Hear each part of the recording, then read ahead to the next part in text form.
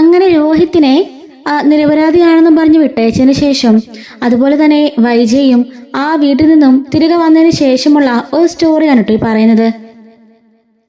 അലീനനെ അവിടുന്ന് മാറ്റിക്കോളാം എന്നൊരു നിബന്ധനയുടെ പേരിലാണ് വൈജ അങ്ങോട്ടേക്ക് വരുന്നട്ടോ. ബാലേന്ദ്രനും അതുപോലെ ആങ്ങളമാരൊന്നും സമ്മതിക്കുന്നില്ല എങ്കിലും അലീന അച്ഛനോടൊക്കെ റിക്വസ്റ്റ് ചെയ്ത് എന്നോട് കുറച്ചെങ്കിലും ഇഷ്ടമുണ്ടെങ്കിൽ ഇതിനെ അനുവദിക്കണമെന്ന് പറഞ്ഞിട്ടാണ് അലീന അവിടെ നിന്ന് ഇറങ്ങുന്നത്.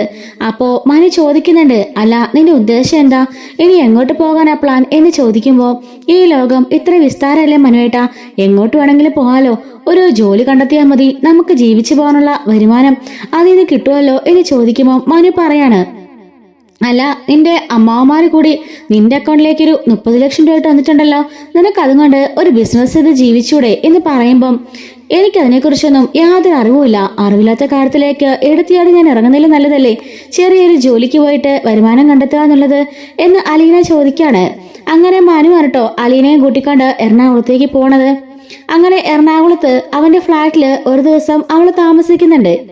അതിനുശേഷം എനിക്ക് എവിടെയെങ്കിലും ഒരു ഹോം നേഴ്സിന്റെ ജോലി തന്നെ മതി, അതാവുമ്പോ വേറെ സെപ്പറേറ്റ് ഒരു ഹോസ്റ്റൽ തപ്പി നടക്കേണ്ട കാര്യമില്ലല്ലോ, ഒരു ഹോം നേഴ്സിന്റെ ജോലിയില്ലേ ഞാൻ പഠിച്ചതും, അങ്ങനെയാവുമ്പോ എനിക്ക് അവരെ നോക്കുകയും ചെയ്യാം, ആ വീട്ടിൽ നിൽക്കുകയും ചെയ്യാം എന്ന് പറയുമ്പോൾ മനു പറയാണ്, അത് ശരിയാണെന്ന് എനിക്ക് തോന്നില്ല അലീന, എന്റെ വീട്ടിൽ നിന്നപ്പോ തന്നെ ഹാരിയുടെ ഉപദ്രവം നിനക്കുണ്ടായി, രോഹിത്തിനോട് വന്നപ്പോ രോഹിത്തിന്റെ, അങ്ങനെ ഓരോ വീട്ടിലും ഓരോ ഞരമ്മമാരുണ്ടാവുന്നത് പതിവാ, എത്ര കാലം എന്ന് വെച്ച് നീ ഇങ്ങനെ രക്ഷപ്പെട്ടും ഒളിച്ചും പാത്തൊക്കെ നടക്കും, നിനക്കും ധൈര്യമായിട്ട് ജീവിക്കണ്ടേ, ആ ഒരു ജോലിക്ക് പോകാനോട് എനിക്ക് താല്പര്യമില്ല എന്ന് പറയാണ്.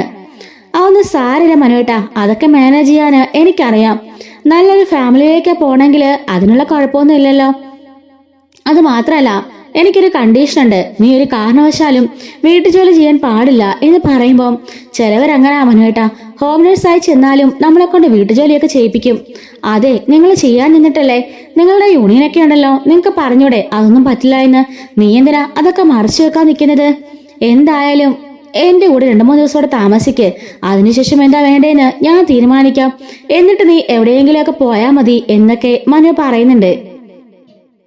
അങ്ങനെ അലീനയും മനുവും കൂടി ആ ദിവസം അവിടെ മനുവിന്റെ ഫ്ലാറ്റിലാണ് കേട്ടോ സ്റ്റേ ചെയ്യുന്നത്. രണ്ടുപേരും ഒരുമിച്ച് ഡിന്നറിനൊക്കെ പോകുന്നുണ്ട്. അങ്ങനെ ഒരുപാട് കഥകളും വിശേഷങ്ങളും കാര്യങ്ങളെല്ലാം രണ്ടുപേരും ഷെയർ ചെയ്യുകയും ചെയ്യാൻ കേട്ടോ. അങ്ങനെ പിറ്റേ ദിവസം അവര് നമ്മുടെ രേവതിക്കുട്ടിയുടെ വീട്ടിലേക്ക് പോകുന്നുണ്ട്. അവരെ കാണുകയും സംസാരിക്കുകയും ഒക്കെ ചെയ്യുന്നുണ്ട്. ആ സമയത്ത് ഗ്രേസമ്മയും അതുപോലെ മാമച്ചനും പറയുന്നുണ്ട്, എന്തായാലും അലീന അവിടെ നിന്ന് ഇറങ്ങിപ്പോണത് തീരെ ശരിയായില്ല, അങ്ങനെ നീ തോറ്റു കൊടുത്തിട്ട് നിന്റെ അമ്മയെ ജയിപ്പിക്കേണ്ട കാര്യം ഉണ്ടായിരുന്നോ, നീ അവിടെ ഉണ്ടെങ്കിൽ വന്നാ മതിയെന്ന് പറയണമായിരുന്നു. മനു പറയാണ്, അങ്കിളെ ഞങ്ങൾ ആവുന്ന പറഞ്ഞതാ, ഞങ്ങളും ഞങ്ങളുടെ അച്ഛനും അതുപോലെ തന്നെ ബാലേന്ദ്രൻ അങ്കിളും എല്ലാം പറഞ്ഞതാ, ഇവളെ കേക്കണ്ടേ, വൈജാരി ഒരിക്കലും തിരിച്ചു വരില്ലാന്ന് പറഞ്ഞ് ഡിവോഴ്സിന് മൂവ് ചെയ്തുകൊണ്ടാ ഇവൾ ഇങ്ങനെ ഒരു തീരുമാനം എടുത്തത്, വൈജാന്റി മക്കളും ഫ്ലാറ്റിലെ താമസിച്ചുകൊണ്ടിരുന്നത്, അതുകൊണ്ട് രണ്ടുപേരെ ബന്ധം അറ്റുപോകുന്നും പറഞ്ഞ് അവളുടെ അമ്മയുടെ ജീവിതം രക്ഷിക്കാൻ അവൾ നോക്കിയതാ എന്നൊക്കെ മനു ദേഷ്യപ്പെട്ടുകൊണ്ട് പറയുന്നുണ്ട്. അലീന പറയാണ്, ഞാൻ അവിടെ നിന്നതുകൊണ്ട് എന്റെ അച്ഛനമ്മയെ വേർപിരിഞ്ഞ അത് എനിക്കല്ലേ അങ്ങളെ ഏറ്റവും സങ്കടം, അമ്മ ഡിവോഴ്സിനെ മൂവ് ചെയ്യുന്ന സമയത്ത് വല്ലതും അച്ഛൻ ആ ദേഷ്യം കൊണ്ട് ഞാൻ ആരാണെന്ന സത്യവും അച്ഛൻ അറിഞ്ഞുള്ള സത്യമൊക്കെ പറഞ്ഞാലേ അതോടെ അവസാനിച്ചെല്ലാം, രണ്ടുപേരും പിന്നെ 2 വഴിക്കാവും, കൃഷ്ണയും ബബിതയും രോഹിത്തും എല്ലാം പിന്നെ അവരും പല വഴിക്കായി പോവും, അത് പാടില്ല, ഞാൻ കാരണം ആ വീട്ടില് ഇനി ഒരു അനർത്ഥം ഉണ്ടാവാൻ പാടില്ല, അതുകൊണ്ടാ ഞാനിങ്ങി പോന്നേന്നും പറയാൻ കേട്ടോ. ഗ്രേസമ്മ പറയാണ്, അലീന പറഞ്ഞത് ഒരു തരത്തിൽ നോക്കിയാൽ ശരിയാണ്, മറ്റൊരു തരത്തിൽ നോക്കിയാൽ അത് തെറ്റുവാണെന്നാ എനിക്ക് തോന്നുന്നത്, ഇതിപ്പോ ഞങ്ങൾ അഭിപ്രായം എന്താ പറയുന്നേ, അലീന ആലോചിച്ച് യുക്തിക്കനുസരിച്ച് ഒരു തീരുമാനം എടുക്കുക, പിന്നെ എന്തൊക്കെയാണെങ്കിലും അത് നിന്റെ അമ്മയാണല്ലോ, ഒരിക്കലും ആ ചോരബന്ധം അറ്റുപോകുന്നില്ലല്ലോ, എപ്പോ വേണമെങ്കിലും നിനക്ക് അങ്ങോട്ട് പോകാലോ, അതുകൊണ്ട് അത് ഓർത്ത് നീ സമാധാനിക്കുക എന്നും പറഞ്ഞ് ഗ്രേസമ്മയും മാമച്ചനും ഒരു ദിവസം അവരെ അവിടെ സ്റ്റേ ചെയ്യിപ്പിക്കാണ്. അങ്ങനെ പിറ്റേന്ന് അലീനയും മനുവും കൂടി അവിടുന്ന് പോകാനിറങ്ങുമ്പം അവര് ചോദിക്കുന്നുണ്ട്, അല്ല രണ്ടുപേരുടെ ഉദ്ദേശം എന്താ, കല്യാണം കഴിക്കാതെ ഇങ്ങനെ കറങ്ങി നടന്നാ മതിയോ എന്ന് പറയുമ്പം അലീന ഒരു കള്ളച്ചിരിയോട് കൂടി മനുവിനെ നോക്കാണ്. മനു പറയുന്നുണ്ട്, ദേ ആന്റി, ഇപ്പോഴാണേലും എനിക്ക് സമ്മത, താലി കെട്ടി എന്റെ വീട്ടിലേക്ക് കൊണ്ടുപോയാല് അമ്മ കേട്ടില്ല, അതിനെന്താ ഞാനിവിടെ എറണാകുളത്ത് ഫ്ലാറ്റെടുത്ത് താമസിക്കല്ലേ, അങ്ങോട്ട് വന്നാ മതിയല്ലോ, പക്ഷെ പുള്ളിക്കാരത്ത് സമ്മതിക്കേണ്ടേ എന്ന് പറയുമ്പം ഗ്രേസമ്മ പറയാണ്, ഇനിയിപ്പോ അതിന് തടസ്സമൊന്നും ഇല്ലല്ലോ അലീന, നീ അതിന് ഓർഫനൊന്നും അല്ലല്ലോ, നിനക്ക് അമ്മയും അച്ഛനും സഹോദരങ്ങളും കൊല്ലപ്പള്ളിയില് അതുപോലെ മാളിക വീട് എന്ന് പറഞ്ഞാൽ വലിയൊരു തറവാടും പേരുകേട്ടൊരു മുത്തശ്ശനും മുത്തശ്ശിയും എല്ലാം ഉള്ളവളല്ലേ നീ. പിന്നെ നിനക്കെന്തിനാ മടി? നിന്റെ സ്വന്തം മുറച്ചിറക്കലും നിന്നെ ഇഷ്ടപ്പെട്ട് വന്നൊരാളും പിന്നെ നിനക്ക് എന്തുകൊണ്ടാ മടി എന്ന് ചോദിക്കുമ്പോൾ അലീന പറയുന്നുണ്ട്, ഇപ്പൊ ഒന്നാമതേ ഒരുപാട് പ്രശ്നങ്ങൾക്കിടയിൽ ആന്റി, അതുകൊണ്ടാ അതിനെക്കുറിച്ചൊന്നും ഞാൻ ചിന്തിക്കാത്തത്. എന്റെ അമ്മയും എന്റെ അച്ഛനും തമ്മിൽ വേറെ പിരിയരുത്. അവർ ഞാൻ വരുന്നതിന് മുമ്പേ എങ്ങനെ സ്നേഹത്തോടെ കഴിഞ്ഞോ അതുപോലെ തന്നെ കഴിയണം എന്ന് അലീന പറയുമ്പോൾ മനു പറയാണ്, പിന്നെ സ്നേഹത്തില് ബാലേന്ദ്രനങ്ങളെ അവിടെ വീർപ്പ് മുട്ടി കഴിയായിരുന്നു ആന്റി. വൈജയാനിക്ക് ഒരു തരം ടോക്സിക് സ്വഭാവമാ. അതെല്ലാം സഹിച്ച് വൈജയാനുള്ള ഇഷ്ടം കൊണ്ടേ അദ്ദേഹം എല്ലാം സഹിക്കായിരുന്നു. പൊന്നു പോലെയാ വൈജാനി നോക്കിക്കൊണ്ടിരുന്നത്. പക്ഷെ അതുകൊണ്ടായിരിക്കാം ഇങ്ങനൊരു സംഭവം ഉണ്ടായപ്പോ അദ്ദേഹത്തിനത് താങ്ങാനാവാഞ്ഞത് എന്ന് പറയുന്നുണ്ട്. അങ്ങനെ രണ്ടുപേരും അവിടെ നിന്ന് പോവാണ് കേട്ടോ. അങ്ങനെ അവളെയും കൊണ്ട് ഇങ്ങനെ ഇവക്കിങ്ങനെ പോണോ നിർബന്ധം പിടിക്കുന്നതുകൊണ്ട് തന്നെ മനു ആണെങ്കിൽ ഒരു ഓഫീസിൽ പോയിട്ട് ഇങ്ങനെ അതിനെക്കുറിച്ചുള്ള കാര്യങ്ങളൊക്കെ സംസാരിക്കുകയാണ്. ഹോം നേഴ്സായിട്ട് പറഞ്ഞു വിടുന്നതിന്റെ കാര്യങ്ങളും എല്ലാം സംസാരിക്കുന്നൊക്കെ ഉണ്ട്. അങ്ങനെ ഇവർ അവിടുന്ന് നേരെ ഒരു ഹോട്ടലിൽ പോയി ആഹാരമൊക്കെ കഴിച്ചിട്ട് ഫ്ലാറ്റിലേക്ക് തിരികെ വരികയാണ്. അങ്ങനെ അലീന കയറി ഫ്രഷ് ആയിട്ടൊക്കെ തിരികെ വരുന്നുണ്ട്. ഈ സമയത്ത് ബാലേന്ദ്രൻ അലീനെ കോൾ ചെയ്യാണ്. അല്ല മോളെ അലീന, നീ എവിടെയാ എന്ന് ചോദിക്കുമ്പം അലീന പറയുന്നുണ്ട്, ഞങ്ങൾ ഇതുപോലെ ഒരു ഓഫീസിൽ പോയിട്ട് ജോലിക്കാരത്തെ കുറിച്ചൊക്കെ അന്വേഷിച്ചിരിക്കുകയായിരുന്നു എന്ന് പറയുമ്പം ബാലൻ ചോദിക്കാണ്, ഞാൻ നിന്റെ ആരാണെന്ന് നിനക്കറിയോ എന്ന് ചോദിക്കുമ്പം അച്ഛനെന്ന് അവൾ മറുപടി പറയുന്നുണ്ട്. അപ്പം നിനക്കറിയാം ഞാൻ നിന്റെ അച്ഛനാണെന്നല്ലേ? എന്റെ വാക്ക് ധിക്കരിച്ചല്ലേ നീ ഇവിടുന്ന് പോയത്? എന്നെയും എന്റെ ഭാര്യയും ഒരുമിപ്പിക്കാൻ വേണ്ടി നീ ഇങ്ങനെ എവിടെയെങ്കിലും ഇറങ്ങിപ്പോണത് എനിക്ക് സഹിക്കാനാവുന്നില്ല. എന്റെ ബബിതയും കൃഷ്ണമോളും എനിക്ക് എങ്ങനെയാണോ അതുപോലെ തന്നെയാണ് എനിക്ക് നീയും. കുറച്ചു കാലം ആയുള്ളെങ്കിലും ഞാൻ നിന്നെ മകളെപ്പോലെ തന്നെ സ്നേഹിച്ചു കഴിഞ്ഞു. അതുപോലെ തന്നെ നീ ഇപ്പോ ഒരു വീട്ടുജോലിക്ക് വേറെ വീട്ടിലേക്ക് പോവാണെന്ന് പറയുമ്പോൾ എനിക്കത് വലിയ കുറച്ചില്ല. മാനസികമായിട്ട് എനിക്ക് വല്ലാത്തൊരു ബുദ്ധിമുട്ടാ. നീ എന്തൊക്കെയാണെങ്കിലും വേറെ വീട്ടിൽ പോയി നിൽക്കാൻ സമ്മതിക്കില്ല. അങ്ങനെ നിനക്ക് നിർബന്ധമാണെങ്കിൽ നീ ഒരു ബോർഡിംഗ് സ്കൂളിൽ ചേർന്ന് പഠിച്ചോ, ഞാൻ നിന്റെ ചെലവുകളെല്ലാം നോക്കിക്കോളാം, പഠിച്ച് നല്ല നിലയിലെത്ത് എന്ന് പറയുമ്പോൾ വേണ്ട അച്ഛാ, എന്തിനാ അച്ഛൻ അതിനൊക്കെ ഇതാക്കുന്നത്? പിന്നെ അമ്മ അറിഞ്ഞാ അത് മതി. അവളോട് പോയി പണി നോക്കാൻ പറ. ഞാൻ പറഞ്ഞല്ലോ, നീ അങ്ങനെ അവിടെ പോയി നിൽക്കുന്നതിനോട് എനിക്ക് തീരെ താല്പര്യമില്ല എന്നൊക്കെ പറഞ്ഞ് ബാലേന്ദ്രൻ ഇങ്ങനെ സങ്കടപ്പെടുന്നുണ്ട് കേട്ടോ. അലീന ഒരുവിധമൊക്കെ പറഞ്ഞത് സോൾവ് ആക്കിയിട്ട് ഫോൺ കട്ടാക്കാണ്. മനു ചോദിക്കുന്നുണ്ട്, ആരാ? അങ്കിളാണോ? അതെ, അച്ഛനാണെങ്കിൽ ഞാൻ അങ്ങനെ എവിടെയും ജോലിക്ക് പോകണമെന്ന് ഇഷ്ടമില്ല. അങ്ങനാണെങ്കിൽ എവിടെയെങ്കിലും നിന്ന് പഠിക്കാനാ പറയുന്നേ. അങ്കിള് പറഞ്ഞത് നല്ല കാര്യല്ലേ? ഇത്രയും വലിയ വീടിന്റെ ഒക്കെ സ്വത്തുക്കളുടെ ആളുകളുടെ ഒക്കെ ഉടമയായ നീ ഇങ്ങനെ പോയി ഒരു വീട്ടുജോലിക്ക് നിൽക്കാന്ന് പറഞ്ഞാല് അതെനിക്ക് സഹിക്കാനാവില്ല. അത് മാത്രല്ല, ഞാനൊരു കാര്യം പറയട്ടെ, എനിക്ക് നിന്നെ ഇഷ്ടമാണ്, വിവാഹം കഴിക്കാൻ താല്പര്യമുണ്ട്. അങ്ങനെ എന്റെ ഭാവി വധുവാകാൻ പോകുന്ന പെൺകുട്ടി കണ്ടവർ വീട്ടിൽ പോയി ജോലി ചെയ്യുന്നതിനോടൊന്നും എനിക്ക് താല്പര്യമില്ല എന്ന് പറയുമ്പം അങ്ങനെ പറയില്ല മനുവേട്ടാ, ഇതെന്റെ ജോലിയല്ലേ. ഹോം നഴ്സിംഗ് എന്ന് പറഞ്ഞാൽ എന്താ പുച്ഛമുള്ള പരിപാടിയാണോ? സുഖമില്ലാതെ കിടക്കുന്ന മാനസിക ശാരീരികമായി തളർന്നു നടക്കുന്ന ഒരു രോഗിയെ നമ്മുടെ ശുശ്രൂഷ കൊണ്ടും സ്നേഹം കൊണ്ടും നമ്മൾ അവരെ എണീപ്പിച്ച് നടത്തുക എന്ന് പറയുന്നത് ഒരു ചില്ലറ കാര്യമാണോ? അതിന് ദൈവാധീനം ഒക്കെ ഇഷ്ടം പോലെ വേണം എന്ന് പറയുന്നുണ്ട്. നീ എന്ത് പറഞ്ഞാലും അതിനെയൊക്കെ നീ വളച്ചൊടിച്ച് ഇങ്ങനെ പറയാൻ പിടിക്കുകയാണെന്നൊക്കെ എനിക്കറിയാം എന്ന് ചിരിച്ചുകൊണ്ട് മനു പറയാണ്. അങ്ങനെ മനുവും അലീനയും കൂടി അന്ന് അവിടെ രാത്രി ഇങ്ങനെ ഇതുപോലെ കാര്യങ്ങളൊക്കെ പറഞ്ഞ് ആ രാത്രി കഴിഞ്ഞു പോകുന്നുണ്ട്. അങ്ങനെ പിറ്റേ ദിവസം കാണിക്കുന്നത് നെടുമ്പരക്കിലാണ് കേട്ടോ. അവിടെ രാവിലെ തന്നെ ബബിതയും അതുപോലെ രോഹിത്തും അവിടുന്ന് ഇറങ്ങിപ്പോവാണ് സ്കൂളിലേക്കും കോളേജിലേക്കും ഒക്കെ ആയിട്ട്. അതിനു മുമ്പേ തൊട്ടു മുമ്പേ ഒരു ഫ്ലാഷ് ബാക്ക് കാണിക്കുന്നുണ്ട്.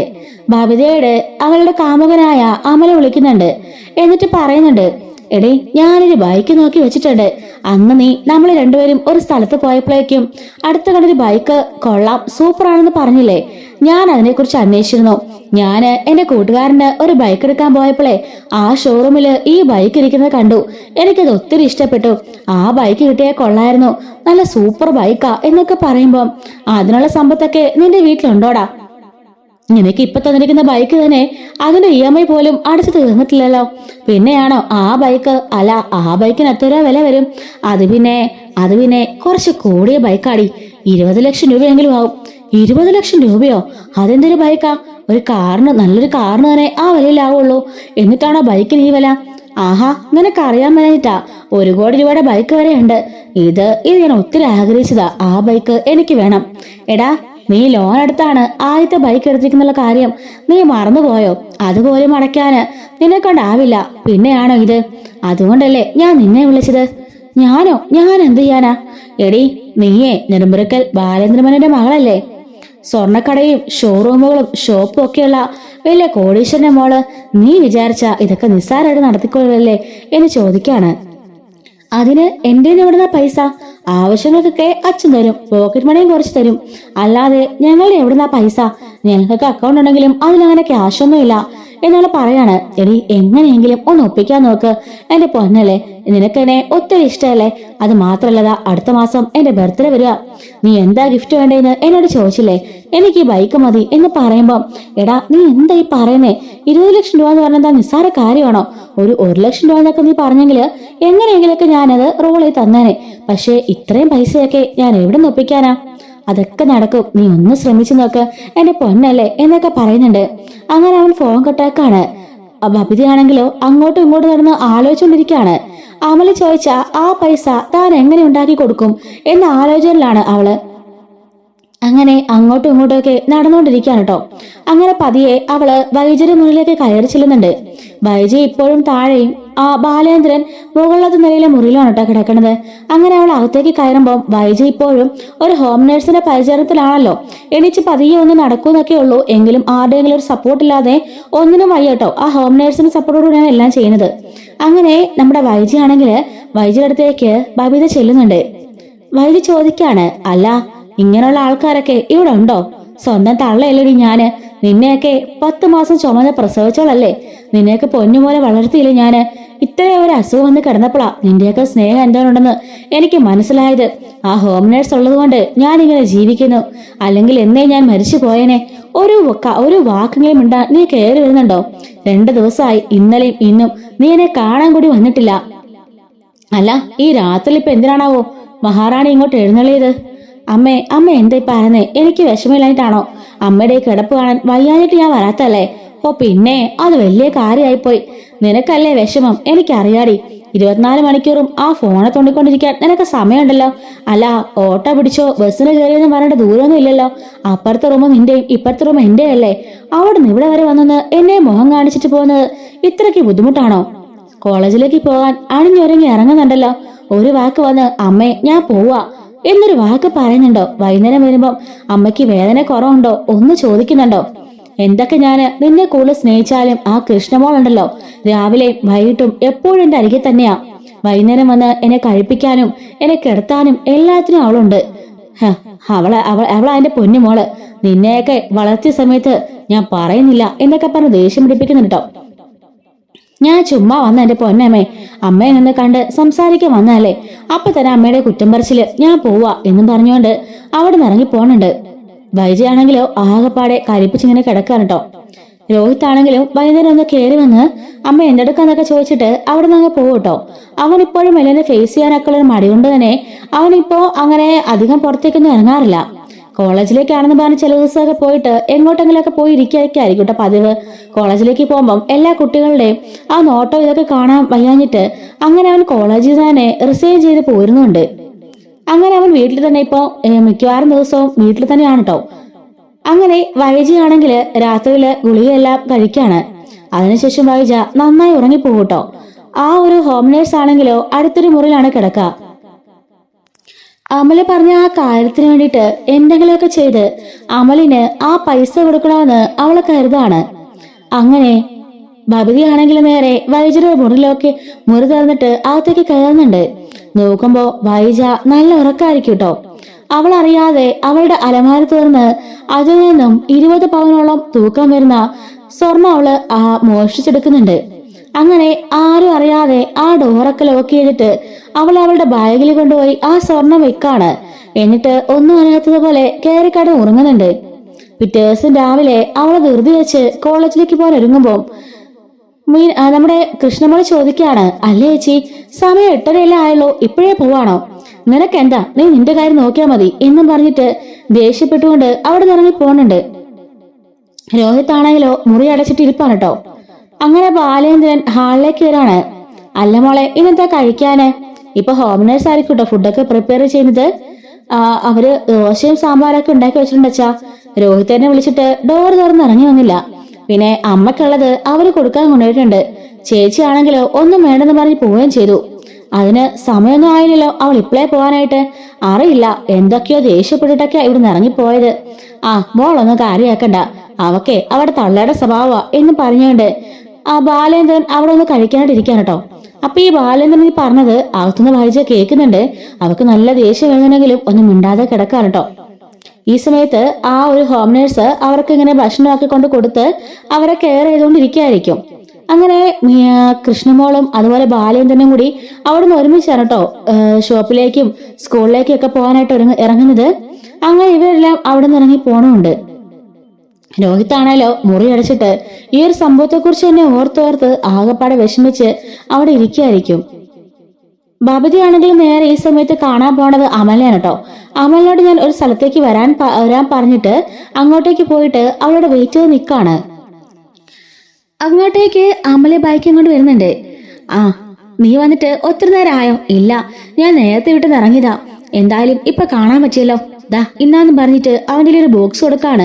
അല്ല ഇതെന്താ? നീയല്ലേ പറഞ്ഞത് ബൈക്ക് വേണോന്ന്? ഇതെന്റെ അമ്മയുടെ സ്വർണ്ണ. നീ വെക്കുവോ വിൽക്കുവോ എന്താച്ചാ ചെയ്തിട്ട് ബൈക്ക് മേടിക്ക്. അയ്യോ, അമ്മയുടെ സ്വർണ്ണോ? അത് പ്രശ്നാവില്ലേ? എന്ത് പ്രശ്ന? അമ്മയ്ക്ക് ഇഷ്ടം പോലെ സ്വർണ്ണമുണ്ട്.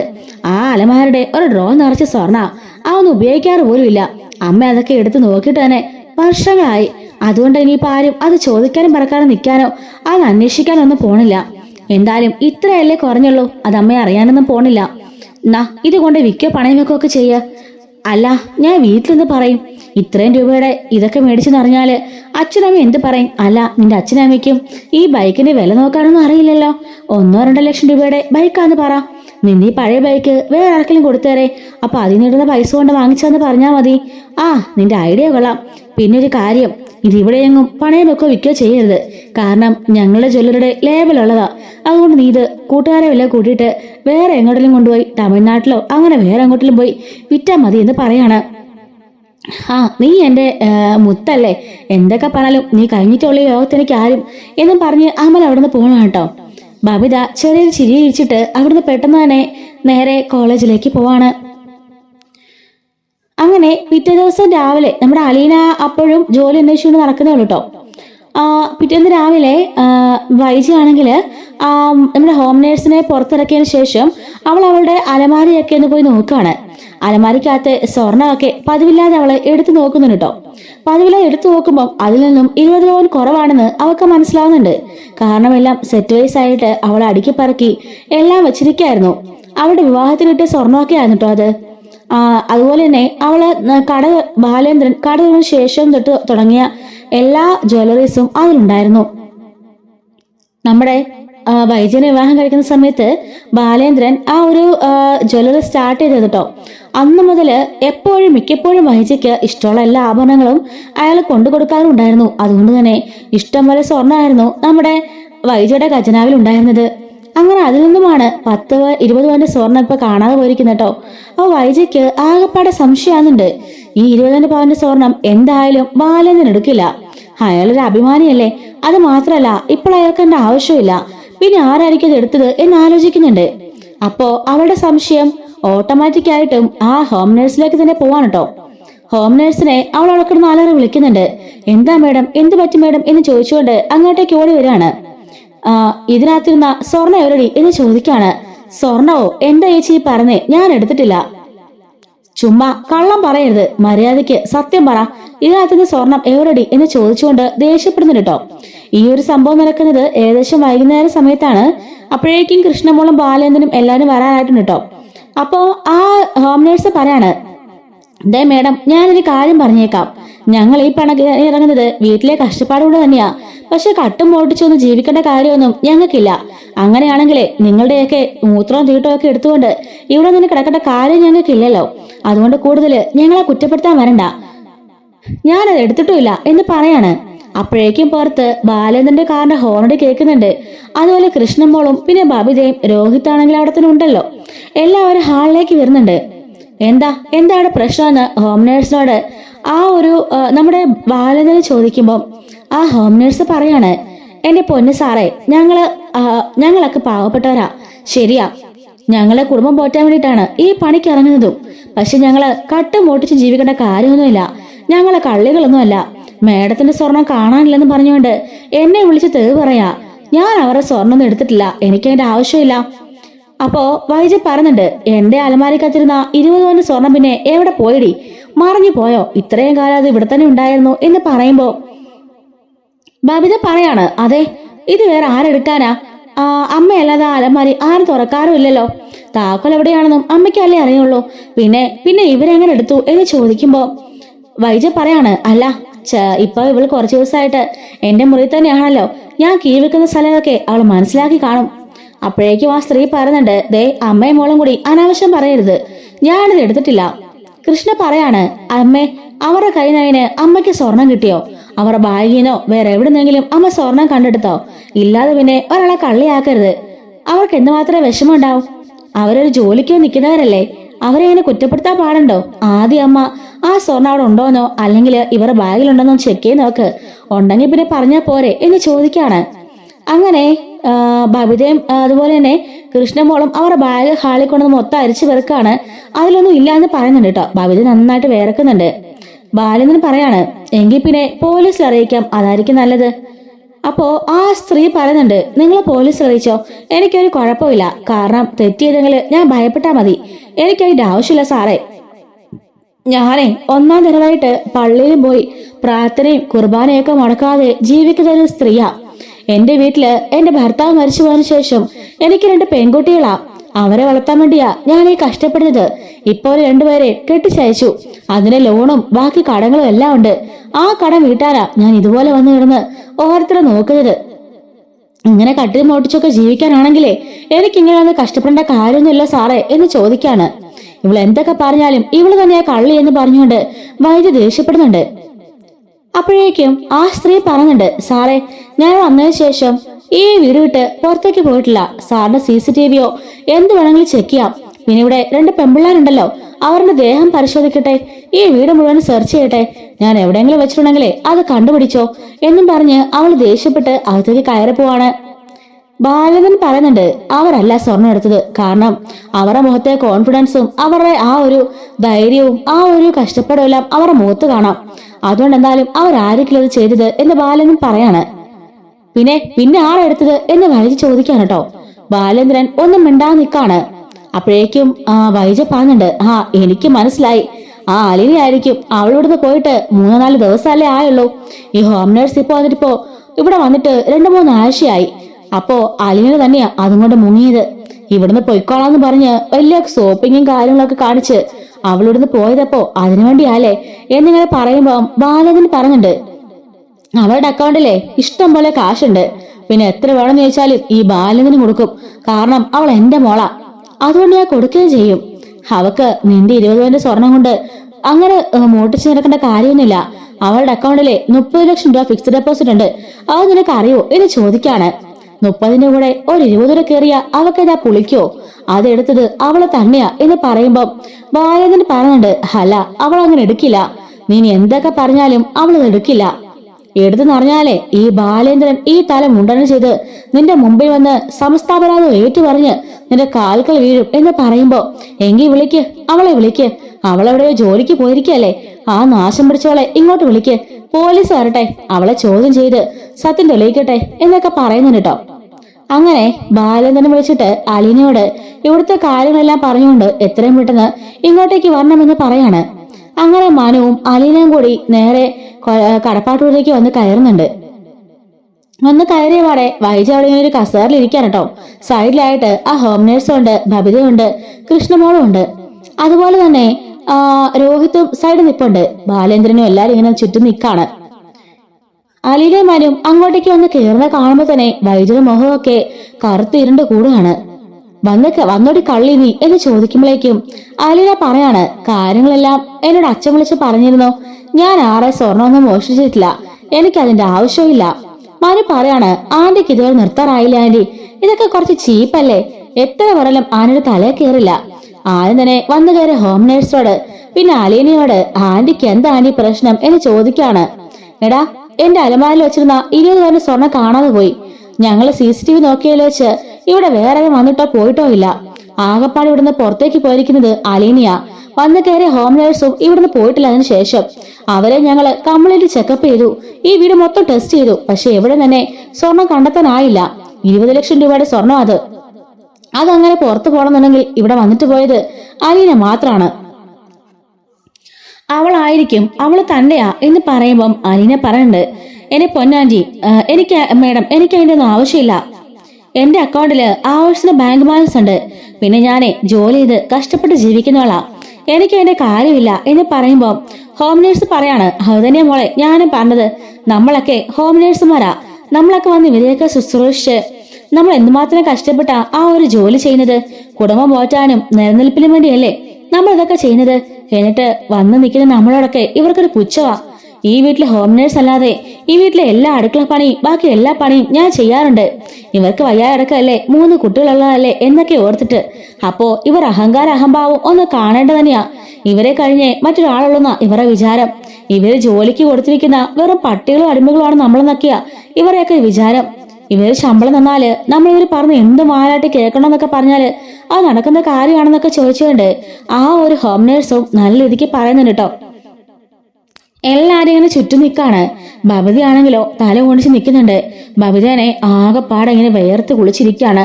ബബിതയുടെ ഫോണിലേക്ക് എപ്പോ അമല വിളിക്കുന്നുണ്ടെങ്കിലും പെട്ടെന്ന് അവളത് ഓഫ് ആക്കാണ് കേട്ടോ. അമല അതുകൊണ്ട് വിറ്റു എന്ന് പറയാൻ വേണ്ടിയിട്ടാണ് വിളിക്കുന്നത്. അങ്ങനെ അമലാണെങ്കിൽ കുറെ മെസ്സേജുകൾ അവൾക്ക് അയക്കുന്നുണ്ട്. പെട്ടെന്ന് അവൾ ആ ഫോൺ അങ്ങ് സൈലന്റ് ആക്കാണ്. ഇവള് ചെയ്യുന്ന പ്രവൃത്തികളെല്ലാം മനു അലീനെ ശ്രദ്ധിക്കുന്നുണ്ട് കേട്ടോ.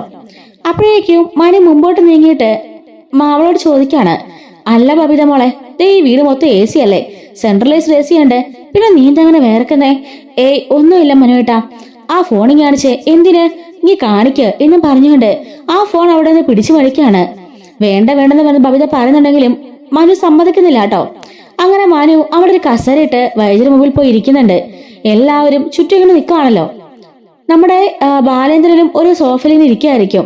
ഈ സമയത്ത് ആ ഫോണിനകത്തുനിന്ന് ലാസ്റ്റ് ആയിട്ട് വന്ന മെസ്സേജുകള് അവരിങ്ങനെ ആ വോയിസ് ഓൺ ആക്കുകയാണ്. വൈദ്യരെ മുമ്പിൽ വെച്ചുകൊണ്ട് തന്നെ ബബിത ഇത് കാണുമ്പോൾ ബബിതനെ വേർത്തൊഴുകിയിട്ട് അവളുടെ മുഖമൊക്കെ അങ്ങ് ഇടിമ്പിച്ച് വല്ലാണ്ടാവുന്നു കേട്ടോ. അപ്പൊ അമല പറയാണ്, എടി നീ ഒന്ന് സ്വർണ്ണമൊക്കെ ഞാൻ തമിഴ്നാട്ടിൽ കൊണ്ടുപോയി വിറ്റു. 20 പവന്റെ സ്വർണ്ണം ഉണ്ടായിരുന്നു. 19 ലക്ഷം രൂപ അമ്മ തന്നുള്ളൂ. ഇപ്പൊ അങ്ങനെ മുഴുവൻ തരില്ലല്ലോ. സാരമില്ല, 19 ലക്ഷം രൂപയുണ്ടല്ലോ, അത് മതി. പിന്നെ എന്റെ കയ്യില് അല്ലാതെ കുറച്ച് പൈസകളുണ്ട്. എല്ലാം കൂടിട്ട് ഞാൻ ആ ബൈക്ക് വാങ്ങിക്കാൻ പോവാ. എന്തായാലും പൈസ ഇത്രയും കൂടുതലായതുകൊണ്ടേ ഞാൻ അതിന്റെ അക്കൗണ്ടിലേക്ക് മാറ്റിയിരിക്കുക. അല്ലാതെ കയ്യിൽ കൊണ്ടൊന്നും സേഫ് അല്ലല്ലോ.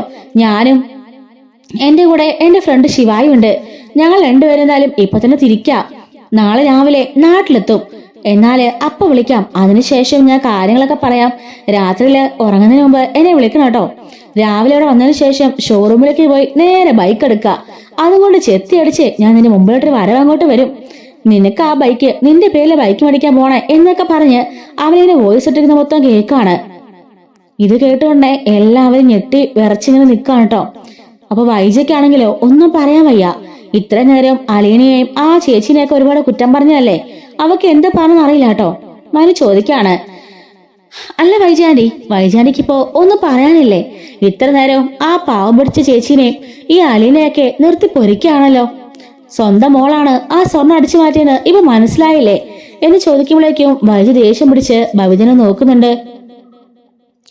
അപ്പോഴേക്കും ബാലേന്ദ്രൻ ചാടി എഴുന്നേൽക്കുന്നുണ്ട്. നേരെ ബബിതയുടെ നേരെ പോവാൻ കേട്ടോ. ബബിത പേടിച്ച് വരച്ച് അവിടെ നിൽക്കായിരിക്കും. ആരാടി അവൻ? ആർക്കാണ് ഇത്രയും പൈസ കൊടുത്തത്? 1-2 രൂപയല്ലല്ലോ. വീട്ടിൽ നിന്ന് 20 പവന് സ്വർണം മോഷ്ടിച്ച് കൊടുക്കാൻ മാത്രം അവൻ അത്രയ്ക്ക് വലിയ ഫ്രണ്ടാണോ നിന്റെ എന്ന് ചോദിക്കുമ്പം അവള് പറയുന്നുണ്ട്, അത് പിന്നെ അവന് വലിയൊരാഗ്രഹമായിരുന്നു ആ ബൈക്ക് മേടിക്കാന്നുള്ളത്. ആ ബൈക്ക് കിട്ടിയില്ലെങ്കിൽ ആത്മഹത്യ ചെയ്യുന്നൊക്കെ പറഞ്ഞ് അവൻ കുറച്ചു ദിവസം കൊണ്ട് നടക്കായിരുന്നു. അവൻ എന്റെ ബെസ്റ്റ് ഫ്രണ്ടാ. അവന്റെ ജീവൻ രക്ഷിക്കാൻ വേണ്ടിയാ ഞാൻ ചെയ്തത്. അവനാണെങ്കിലോ ആ പൈസ കുറച്ച് തരാമെന്നും പറഞ്ഞിട്ടുണ്ട്. അതിപ്പോ ഞാൻ ആ പൈസ അപ്പ തരാച്ച എന്ന് പറയുമ്പോഴായിരിക്കും ബബിതയുടെ കവളത്ത് നമ്മുടെ ബാലേന്ദ്രമേനോന്റെ ആദ്യത്തെ അടി വീഴുന്നത്. നീ എന്താടി കരുതിയത് ഞങ്ങളൊക്കെ പോങ്ങന്മാരാണെന്നോ? ആരാവനെന്നേ ഞാൻ കണ്ടുപിടിക്കുന്നുണ്ട്. പിന്നെ ആ പൈസ അവൻ്റെ വാങ്ങിച്ചെടുക്കാനും എനിക്കറിയാം. അവന് ബൈക്ക് എടുക്കണമെങ്കിലേ അവന്റെ തന്തയോട് പറയാൻ പറ, അല്ലെങ്കിലേ കഷ്ടപ്പെട്ട് അധ്വാനിച്ചുണ്ടാക്കാൻ പറ. അല്ലാതെ എന്റെ കയ്യിൽ നിന്നുള്ള കാശ് കൊണ്ടല്ല അവനതൊക്കെ ഉണ്ടാക്കേണ്ടത്. അത് എന്റെ സ്വർണ്ണവാ. എന്റെ കടയിൽ നിന്ന് ഞാൻ ഇവക്ക് കൊടുത്ത സ്വർണ്ണങ്ങൾ അതെല്ലാം എനിക്ക് തിരിച്ചു വേണം. എന്റെ കടയുടെ മുദ്രയുള്ള സ്വർണ്ണം അതെല്ലാം എന്ന് പറയുന്നു കേട്ടോ. അച്ഛാ ദയവ് ചെയ്ത് പോലീസിൽ അറിയിക്കല്ലേ, പോലീസിൽ അറിയിച്ചാൽ ആകെ പ്രശ്നമാവും, അവനെ അറസ്റ്റ് ചെയ്താൽ അവന്റെ വീട്ടുകാരെല്ലാം അറിയും എന്നൊക്കെ പറയുമ്പോ ഓഹോ അപ്പൊ അങ്ങനെയൊക്കെ ആ സംഭവങ്ങളല്ലേ മനു, ഇതിന്റെ പോക്കെങ്ങോട്ടാണെന്നൊക്കെ നിനക്ക് മനസ്സിലായെന്ന് ചോദിക്കുമ്പോ അത് മനസ്സിലായെങ്ങളെ, ഞാൻ ഈ വീട്ടിലേക്ക് വന്നു കയറിയപ്പോ തന്നെ ബബിതയുടെ മുഖം കണ്ടപ്പോഴേ എനിക്കൊരു സംശയം തോന്നിയതാ.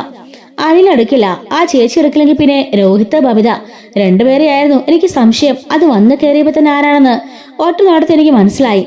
പിന്നെ ബബിതയ്ക്ക് അത്ര നിർബന്ധമാണെങ്കിൽ പോലീസിൽ അറിയിക്കണ്ട, പ്രശ്നമില്ലല്ലോ. പക്ഷെ ആ ചെറുക്കൻ പൈസ കൊണ്ട് ഇവിടെ തരണം, അവൻ മാത്രമല്ല അവന്റെ അച്ഛനും അമ്മയും. അതിനുശേഷം ബാക്കി കാര്യങ്ങളെ നമുക്ക് തീരുമാനിക്കാം. എന്തായാലും ഈ പറഞ്ഞ ആളെ നിന്റെ ബെസ്റ്റ് ഫ്രണ്ട് ആണെന്നൊക്കെ ഞങ്ങൾക്ക് മനസ്സിലായി, അതിലൊരു തീരുമാനം ഉണ്ടാക്കാമല്ലോ എന്നൊക്കെ പറയാൻ കേട്ടോ. ബബിതയ്ക്കാണെങ്കിലോ വൈജയ്ക്കാണെങ്കിലോ എന്ത് പറയണമെന്നറിയാതെ മിണ്ടാതെ നിൽക്കാണ്. അപ്പോഴേക്കും മുമ്പോട്ടേക്ക് വന്നിട്ട് ആ ഹോം നേഴ്സ് ചോദിക്കുന്നുണ്ട്, ഇപ്പൊ എങ്ങനെയുണ്ട്, നിങ്ങൾക്ക് മനസ്സിലായല്ലോ, നിങ്ങളുടെ സ്വന്തം മോള് തന്നെയാ കട്ടത്, അല്ലാതെ ഞങ്ങളല്ല. ഞങ്ങളെപ്പോലുള്ള പട്ടിണിപ്പാവങ്ങളൊക്കെ അങ്ങനെ കട്ടുമോടിച്ചും ജീവിക്കുന്നവരാണെന്നേ ഒരു ചിന്തയുണ്ടെങ്കിൽ നിങ്ങളുടെ മനസ്സിൽ വെച്ചാൽ മതി. അങ്ങനെ ഒരകത്തേക്ക് കയറി പോവാണ്. അലീന പറയാണ്, അതെ, ആദ്യം സ്വന്തം മക്കളെയും സ്വന്തമായിട്ട് വന്ന് നേരെയാക്കാൻ നോക്ക്. സ്വന്തം സ്വഭാവം നേരെയായാലേ ചിലപ്പോൾ മക്കളുടെ സ്വഭാവം നേരെയായേക്കും. അതാദ്യം ചെയ്യുക, എന്നിട്ട് ബാക്കിയുള്ളവരെ കുറ്റപ്പെടുത്തിയാൽ മതി എന്ന് പറയാൻ കേട്ടോ. ഈ സമയത്ത് നോക്കുമ്പം ആ ഒരു ഹോം നേഴ്സ് ബാഗെല്ലാം പാക്ക് ചെയ്ത് അവിടെ വന്ന് ഇറങ്ങുന്നുണ്ട്. ബാലചന്ദ്രൻ ചോദിക്കാണ്, അയ്യോ നിങ്ങൾ എവിടെ പോവാ? എന്റെ പൊന്നു സാറേ, എനിക്ക് വലുത് അഭിമാനമാ, ഇനി ഇവിടെ നിൽക്കാനൊന്നും എന്നെ കിട്ടില്ല. ഇതുപോലൊരു അഹങ്കാരം പിടിച്ച സാധനത്തിനെ ഞാൻ ലൈഫിൽ കണ്ടിട്ടില്ല. ഒത്തിരി സ്ഥലങ്ങളില് ഞാൻ ഹോം നേഴ്സായിട്ട് വർക്ക് ചെയ്തിട്ടുണ്ട്, പക്ഷെ ഇതുപോലൊരു തലക്കനവും അഹങ്കാരം പിടിച്ചൊരു സ്ത്രീയെ, ഒരു രാക്ഷസിയെ ഞാൻ എന്റെ ജീവിതത്തിൽ കണ്ടില്ല. അതുകൊണ്ട് ഇനിയിപ്പോ ഇവിടെ നിൽക്കാൻ എനിക്ക് മനസ്സില്ല. ഞാൻ ഹോം നേഴ്സായിട്ട് വന്നതാ, എന്നിട്ടും നിങ്ങളുടെ അവസ്ഥയോർത്ത് ഈ വീട്ടിലെ സർവ്വ പണികളും ഞാൻ ചെയ്തു. കൂലിയൊന്നും കൂടുതൽ ചോദിക്കാതെ. ഇനിയിപ്പോ എന്തായാലും എനിക്ക് വേറെ ജോലി ഇഷ്ടം പോലെ കിട്ടും, ഞാൻ പോവാ. പിന്നെ ഇതിന്റെ സത്യാവസ്ഥ അറിഞ്ഞിട്ടേ പോകണമെന്ന് തീരുമാനിച്ചാ ഞാനിവിടെ നിന്നത്. കള്ളിന് മുദ്ര കുത്തപ്പെട്ട് ഇവിടെ ഇറങ്ങേണ്ട കാര്യമില്ലല്ലോ, അതുകൊണ്ട് ഞാൻ ഇവിടുന്ന് പോവാ. പിന്നെ സാറേ, 2-3 ആഴ്ച ഞാൻ വന്നിട്ട് എന്റെ പേയ്മെന്റ് എനിക്ക് കിട്ടണം എന്ന് പറയുമ്പോഴേക്കും ബാലേന്ദ്രൻ അവന്റെ പോക്കറ്റിൽ നിന്ന് പൈസ എടുക്കുന്നുണ്ട് കേട്ടോ. അങ്ങനെ 30,000 രൂപയാണ്, 40 രൂപ കേട്ടോ അവർക്ക് കൊടുക്കേണ്ടത്. 40,000 രൂപ ബാലേന്ദ്രൻ എടുക്കുമ്പോൾ എനിക്കിതിന്റെ ആവശ്യമില്ല, ഞാൻ 3 ആഴ്ച ജോലി ചെയ്തു, 30,000 രൂപ എനിക്ക് മതി എന്നും പറഞ്ഞുകൊണ്ട് ബാക്കി 10,000 രൂപയും ബാലേന്ദ്രനെ തന്നെ തിരിച്ചേൽപ്പിച്ച് അവരവിടെ നിന്ന് ഇറങ്ങിപ്പോണുണ്ട് കേട്ടോ. അപ്പോ മനു പറയാണ്, കണ്ടോ, അതാ അഭിമാനമുള്ള സ്ത്രീകള്, അല്ലാതെ ആന്റിയെ പോലെ കാശുകാർ മാത്രമാണ് എല്ലാം തിരഞ്ഞവരെന്നും ആന്റി ചിന്തിക്കരുത് എന്ന് മനു ശരിക്കൊരു കൊട്ടുക നമ്മുടെ വൈജയ്ക്ക് കൊടുക്കുന്നു കേട്ടോ. അങ്ങനെ മനു പറഞ്ഞിട്ടുണ്ട്, അലീന ഇനി ഇവിടെ എന്ത് കാശ് കാണാൻ നിൽക്കാ, ബാ നമുക്ക് പോകാം. അപ്പോഴേക്കും ബാലേന്ദ്രൻ പറയാണ്, അല്ല നിങ്ങൾ എങ്ങോട്ട് പോവാ? അല്ല ഇവളെ പോയതാണല്ലോ, ഇവളെ ആവശ്യമില്ലെന്ന് പറഞ്ഞു വിട്ടതല്ലേ. അപ്പോഴേക്കും കൃഷ്ണമോൾ വന്നിട്ട് അല്ല ചേച്ചി തന്നെ കെട്ടിപ്പിടിക്കുന്നുണ്ട്. ചേച്ചി എന്നിട്ട് പോവല്ലേ ചേച്ചി, എനിക്കിവിടെ വർത്താനം പറയാൻ പോലും ആരുമില്ല, ഞാൻ ആകെപ്പാടെ ഒറ്റപ്പെട്ട അവസ്ഥയില എന്ന് പറഞ്ഞ് കരയാണ്. ഞാൻ ഇവിടുന്ന് പോയല്ലേ മോളെ പറ്റുള്ളൂ, മോളുടെ അമ്മയ്ക്ക് എന്നെ കാണാൻ തന്നെ ചതുർത്ഥിയല്ലേ എന്ന് പറയുന്നുണ്ട്. അപ്പോഴേക്കും ബാലേന്ദ്രൻ പറയാൻ കേട്ടോ, അതെ ഞാനൊരു കാര്യം പറയാം, ഇനിയിപ്പോ ആലിനോട് നിന്നാൽ മാത്രമേ ഞാനിവിടെ ഉണ്ടാവുള്ളൂ. വേറെ ഹോം നേഴ്സ് തപ്പി പിടിച്ചെടുക്കാനൊന്നും എന്നെ കൊണ്ട് വയ്യ. അങ്ങനെ നിൽക്കാൻ സൗകര്യമുള്ളത് ഇവിടെ നിന്നാ മതി, അല്ലാത്തവർക്ക് വേണമെങ്കിൽ വീണ്ടും ഫ്ലാറ്റിലേക്ക് മാറാം എന്ന് പറയാൻ കേട്ടോ. അപ്പോഴേക്കും മനുവിനോട് നമ്മുടെ വൈജ പറയുന്നുണ്ട്, അല്ല ഇവളെവിടെയോ ഹോം നേഴ്സായിട്ട് നിൽക്കാൻ തന്നെയാണല്ലോ തപ്പി പോയത്, അങ്ങനെയാണെങ്കിൽ ഇവിടെ തന്നെ ഹോം നേഴ്സായിട്ട് നിൽക്കട്ടെ, ഇവൾക്കുള്ള ശമ്പളവും ഞാൻ തന്നെ കൊടുത്തോളാം, ഞാൻ പറഞ്ഞ എല്ലാ പണിയും ഇവള് ചെയ്യണം, സമ്മതിച്ചൊന്ന് ചോദിക്കാണ്. അപ്പൊ അലീനയ്ക്ക് നേരെ സന്തോഷമാണ് കേട്ടോ. ശരി മേഡം, ഞാൻ ചെയ്തോളാം, എല്ലാ ജോലിയും ചെയ്തോളാം, മേഡം പറഞ്ഞാൽ മതി. പിന്നെ എന്റെ പേയ്മെന്റ് 30,000 രൂപയാ, അതും എനിക്ക് വേണമെന്ന് അലീന പറയുമ്പോ അതൊക്കെ ശരി, സമ്മതിച്ചു, പോയി ജോലി എന്ന് പറഞ്ഞ വൈജ അകത്തേക്ക് കയറ്റി വിടുന്നുണ്ട് കേട്ടോ. അപ്പൊ ഇത് കാണുമ്പോൾ കൃഷ്ണയ്ക്കും ഒത്തിരി സന്തോഷമാകുന്നുണ്ട്. വൈജയുടെ മനസ്സലിഞ്ഞിട്ട് കയറ്റി വിട്ടൊന്നും അല്ല കേട്ടോ, അവളോട് നിർത്തിക്കൊണ്ടെങ്കിൽ പാഠം പഠിപ്പിക്കാം, ശരിക്ക് ജോലി എടുപ്പിച്ച് അവൾ എണ്ണ വരപ്പിക്കണമെന്നൊക്കെ ഓർത്തുകൊണ്ടാണ് വൈജ അവിടെ പിടിച്ചു നിർത്തുന്നത്. എന്തായാലും വീണ്ടും അവൾ ആ നെടുമ്പുരക്കിന് എത്തിയതെന്ന് സമാധാനിച്ച് ബാലേന്ദ്രനും അതുപോലെ മനു അവിടെ നിൽക്കാൻ കേട്ടോ. അങ്ങനെ മനു യാത്രയൊക്കെ പറഞ്ഞിട്ട് അവിടെ തിരികെ പോകുന്നുണ്ട്. ബാലേന്ദ്രനാണേലും അലീന വന്ന് കയറിയതോടുകൂടി വീട്ടിനകത്തൊരു വെളിച്ചമൊക്കെ ആയതുപോലെ ഫീൽ ചെയ്യുന്നുണ്ട്. അവനും സന്തോഷമാകുന്നുണ്ട്, കൃഷ്ണമോക്കും. എന്തായാലും ബബിതയുടെ കാര്യത്തില് ഒരു തീരുമാനം ഉണ്ടാക്കാൻ ബാലേന്ദ്രൻ ഗോവർദ്ധനെയും അതുപോലെ ശിവനെയൊക്കെ കൂട്ടി വൈകിട്ട് അമലിന്റെ വീട്ടിലേക്ക് പോകാനിരിക്കാൻ കേട്ടോ. അപ്പൊ അതിന്റെ ഒരു സ്റ്റോറിയൊക്കെ നമ്മൾ അടുത്തൊരു വീട്ടിൽ അപ്ലോഡ് ചെയ്യുന്നതായിരിക്കും. മിസ്സാതിരിക്കാൻ ചാനൽ സബ്സ്ക്രൈബ് സപ്പോർട്ട് ചെയ്യണേ. Thanks for watching.